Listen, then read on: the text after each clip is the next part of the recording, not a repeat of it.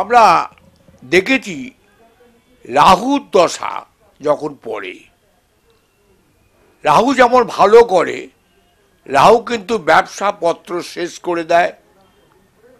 বিবাহিত জীবনে এমন সংকেত আসে স্বামী স্ত্রীর মধ্যে বঞ্চনা হয়ে হয়তো ডিভোর্সের দিকে যায়, বা ডিভোর্স যদি না হয় স্বামী স্ত্রীর মধ্যে খুব দারুণ অশান্তির মধ্যে দিয়ে যায়। তাই রাহু, অর্থাৎ আমরা বলবো রাহুর মাথা নেই।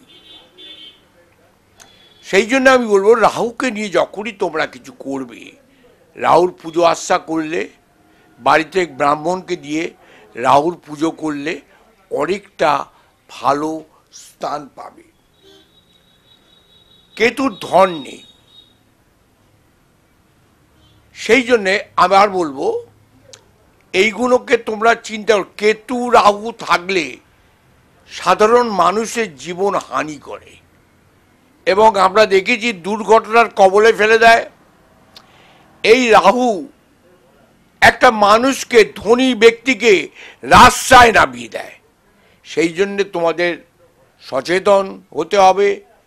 রাহুর কবল থেকে বাঁচতে গেলে গোমেদ অর্থাৎ ব্রাহ্মণ দিয়ে রাহুর পুজো করা। রাহু কিন্তু যখন ঢোকে তখন শেষ না করে যাবে না।